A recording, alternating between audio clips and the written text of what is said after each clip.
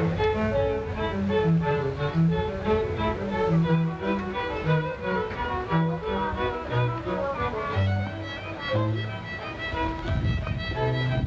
gonna touch your mouth?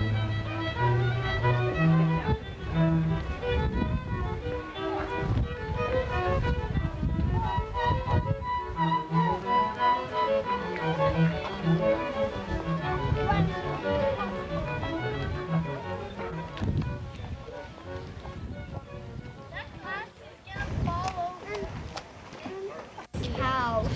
Yeah, ring around the house. Okay, boys. Whoa. We're gonna go around. We have to give Jessica lunch for a little while.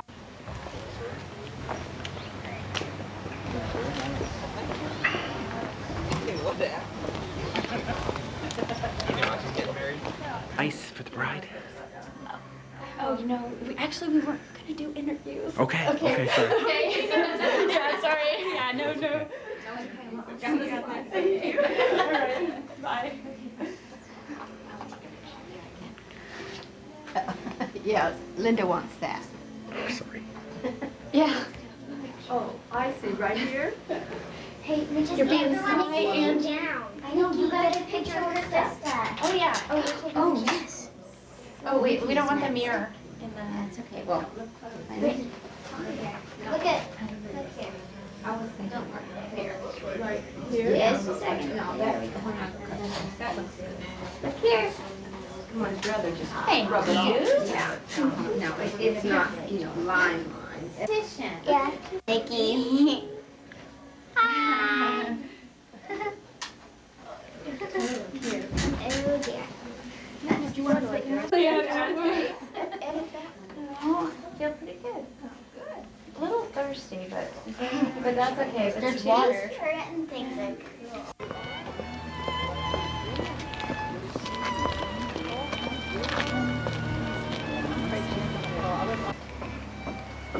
Hello. Hello. She says hello. Hello. Sweet little girl. Brittany, someone's Hey, you're getting videoed. Brittany. Say something. The video. If he's, I hate that. You too. I have a brother that does that. Everywhere Yes. we go.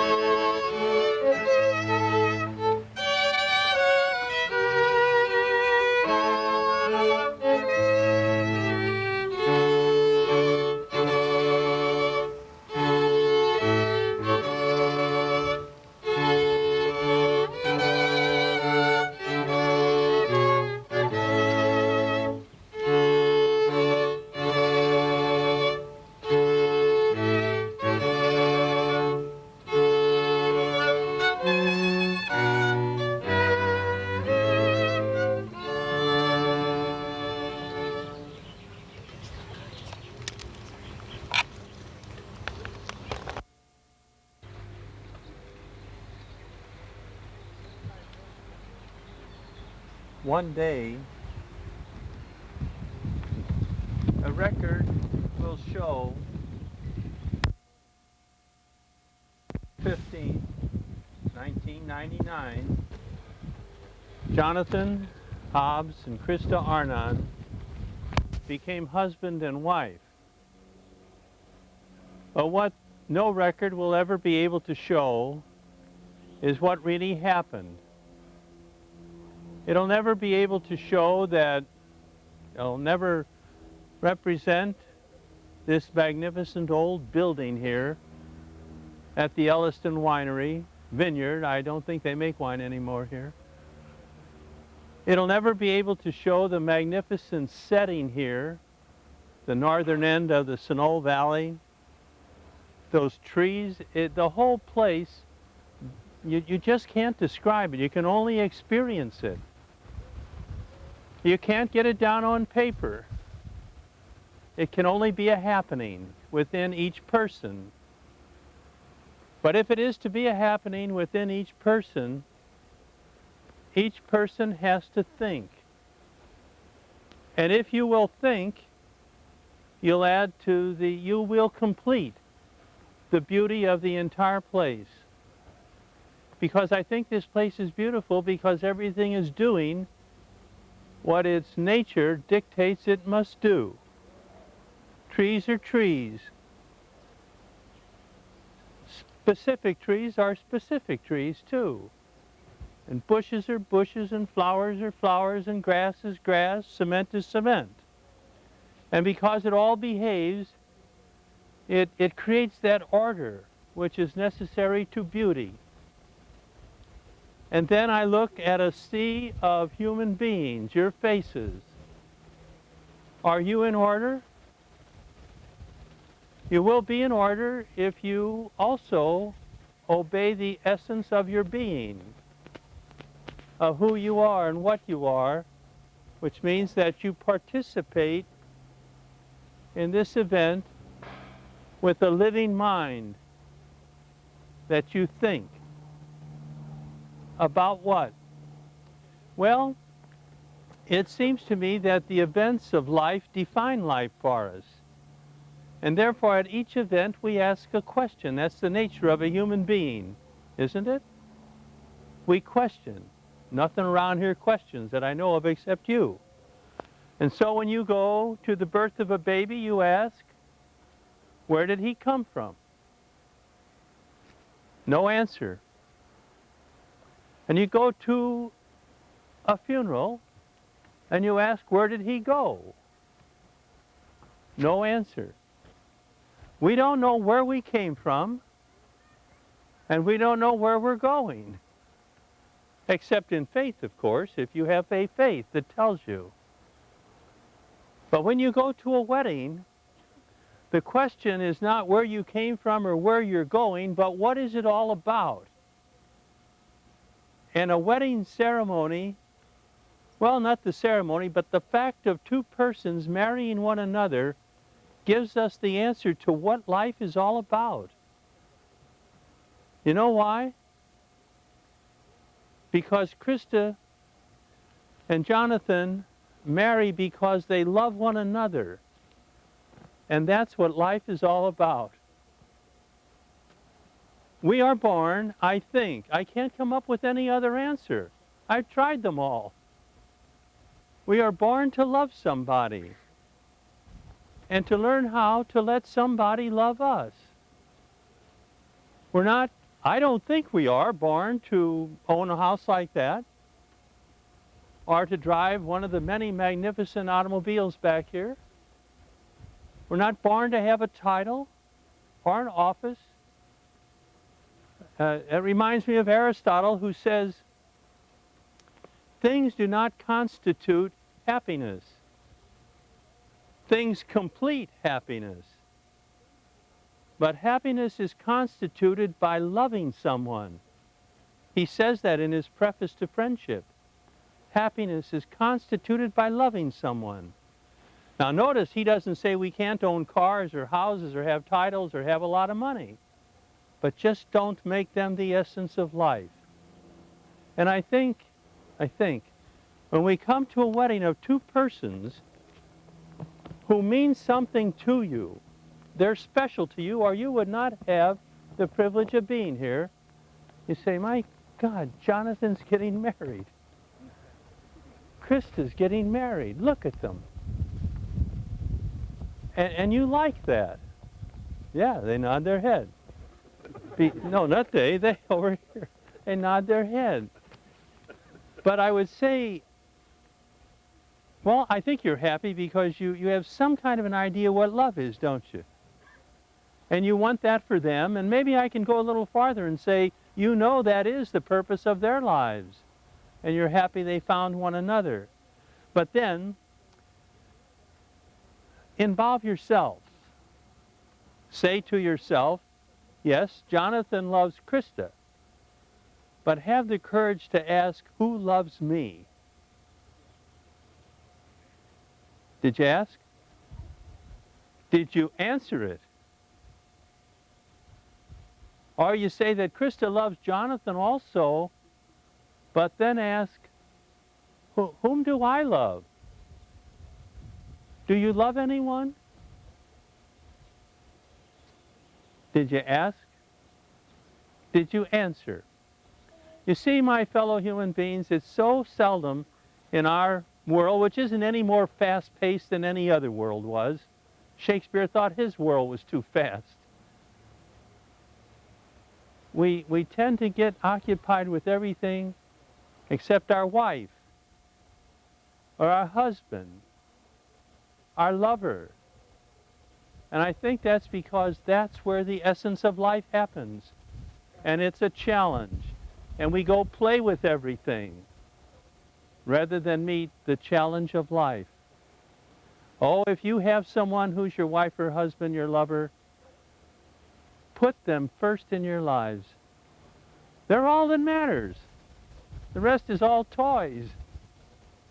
Well, that's enough of yelling at you. Well, I don't have my mic with me. That's why I have to yell. Jonathan, you're a good man.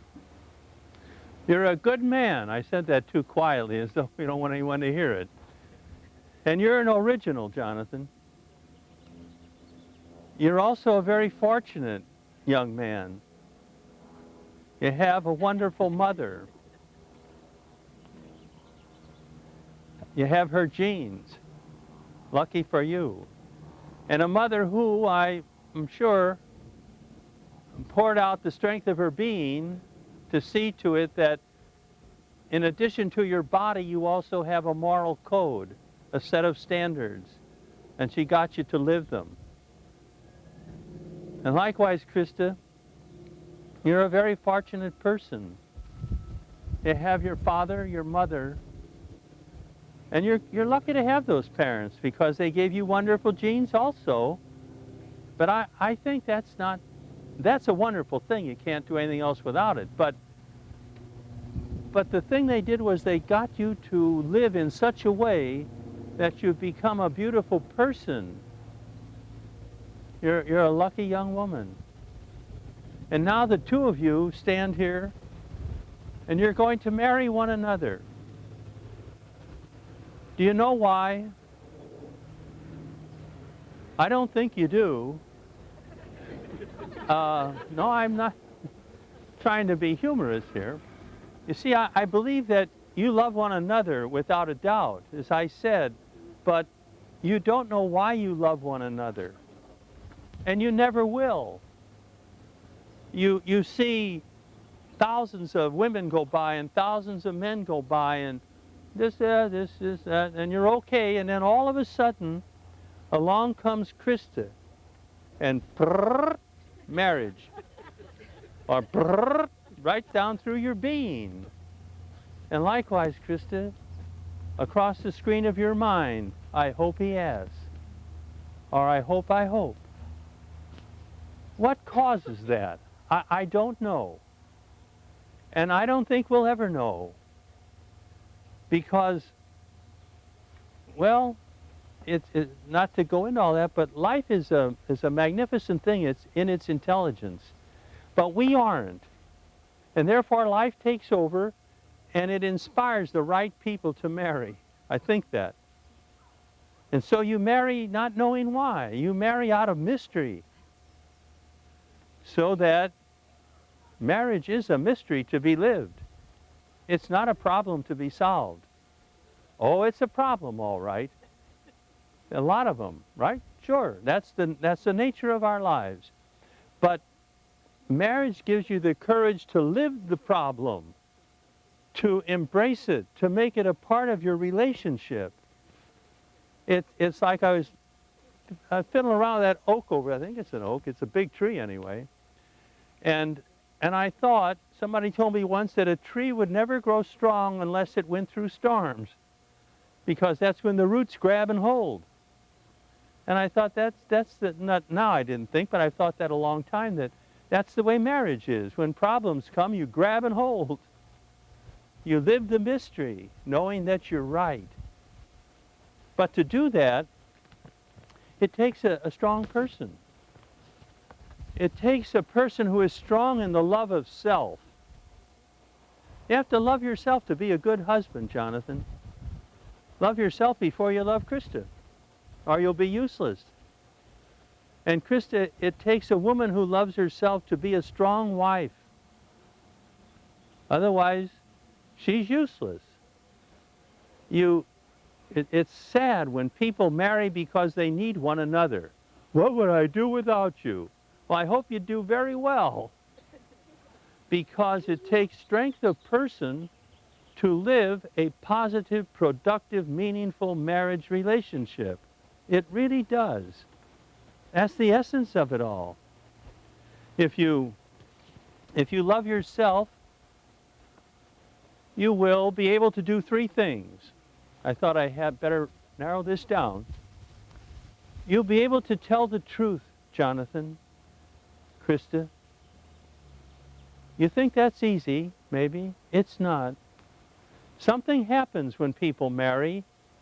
They know they have something sacred and good, treasurable, and they're afraid they might lose it, that they better lie to keep it. And that's, I think, a almost tragic mistake. Tell the truth. Because your mate knows when you tell the truth, when it's difficult. And she and he, you'll love one another even more. I think when we lie, we try to run life rather than let life go and grow and be as wild as the trees on the side of the hill. It's more beautiful anyway. You'll be able to give one another liberty, the freedom to be whoever you are. You loved one another when you saw one another, right? Each of you got the way you are without the other. She was all right when you met her. He was all right. Now let one another alone. Let one another grow to be who you are. Don't make a husband out of him. And don't make a wife out of her. I never understand why people date so beautifully and love with such meaning, and then they get married. And somehow in our culture they fall into an act, and it's all downhill. It's boring. And I think that's because you're afraid to give a person the freedom to be whoever she is and to be whoever he is. Never ask her how much she paid for anything, Jonathan.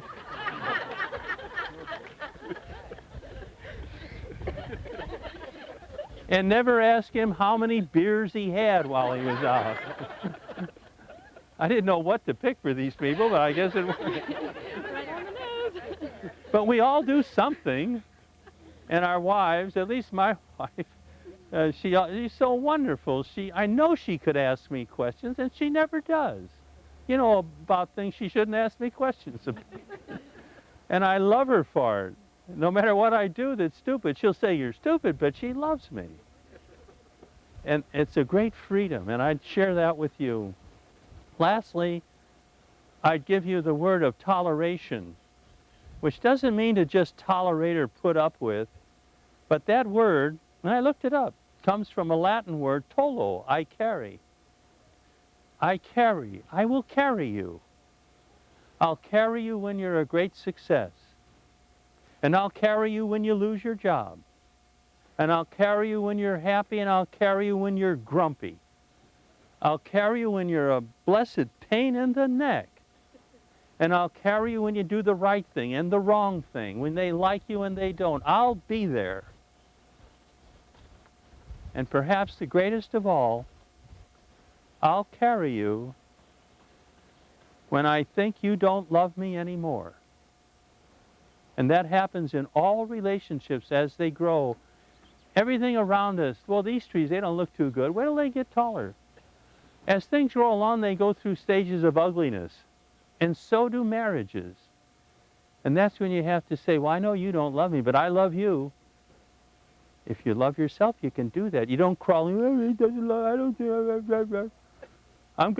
I'll get an attorney, I'm going to get my share out of this, and so on. Love one another. Carry one another. And you'll reap all the joy that you expect to reap today. So, having heard my thoughts anyway about marriage, I would ask you, Jonathan, if you are here in freedom and with the intention to give yourself in marriage to Krista. And Krista, I ask you if you are here in freedom and with the intention to give yourself in marriage to Jonathan. Since you have each assured one another of your freedom to marry and your intention to marry, I ask you now to repeat after me your marriage vows. Give her your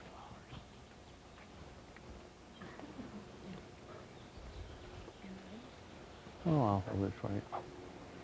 Face one another. Hold hands. I want to be sure I don't miss them. I, Jonathan, take you, Krista, to be my wife. I promise to be true to you in good times and in difficult, in sickness and in health. I will love you and honor you and care for you for as long as we both shall live. I, Krista, take you, Jonathan, to be my husband. I promise to be true to you in good times and in difficult, in sickness and in health. I will love you and honor you and care for you for as long as we both shall live. Through the speaking of human words, well, I could say that you married one another, but that sounds so cheap. What you really did was you created the essence of husband in Jonathan. That's putting it more precisely. And you created the essence of wife in Krista. That's what really happens. You have become something that you'll never get rid of. You'll always be Krista's husband, and you'll always be Jonathan's wife, no matter what you do, because that's an indelible thing attached to our essence. But it's very spiritual, isn't it? Marriage is spiritual, I think. Yeah, I really do. I think my wife gets more beautiful the older she gets. Our relationship, well, enough of that, but the essence is spiritual. But we're material, aren't we? And whenever there is a spiritual worth, we try to manifest it with a material thing. And the greater the worth of our inner self, the greater the worth of the symbol. And so it is that in our culture, we place a wedding band of gold on one another's finger.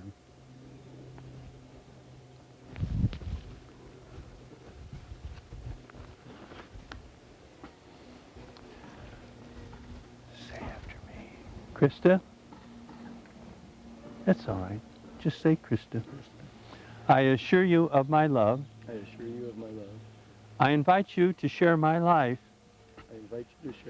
as I hope to share yours. I promise to recognize you as an individual, to be aware of your growth as a person. May this ring be a symbol of our love.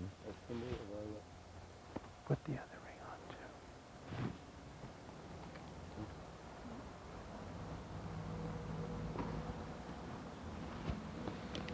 too.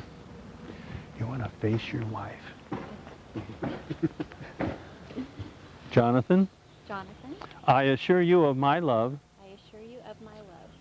I invite you to share my life as I hope to share yours. I promise to recognize you as an individual, to be aware of your growth as a person. May this ring be a symbol of our love. Symbol of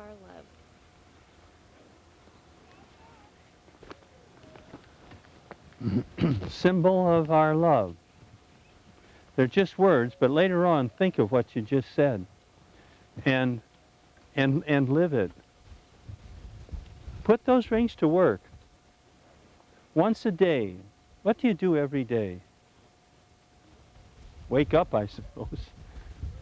Every day, pick a time of your own, but sit on the edge of the bed and say, Krista loves me, and I love her. Will you do that? And likewise, Krista, say, Jonathan loves me, and I love Jonathan. You do that, you'll never lose what you have today, and it'll get better and better and bigger and bigger. Because if you come to this where you say, no, Shakespeare, he said that life is a tale told by an idiot, full of sound and fury, with no meaning. And I never understood why he would say that, until one day I read that Shakespeare was a flop at marriage. Lots of children. And he had a wife, but he didn't spend much time with her.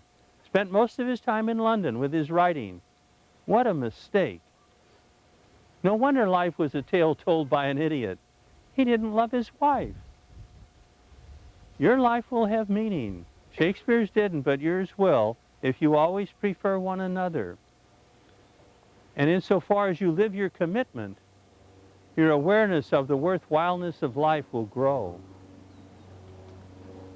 Gosh, you're lucky to have one another. And you started it all here, under the tree, at Elliston Vineyard, when you spoke those words, I take you to be my wife and my husband. And so by reason of the authority vested in me by the state of California, and in accordance with its laws, it is my privilege to say that you are now her husband, Jonathan, and you are now his wife, Krista. That's the end of my privileges. The beginning of yours, Jonathan, which is to kiss Krista for the first time as your wife.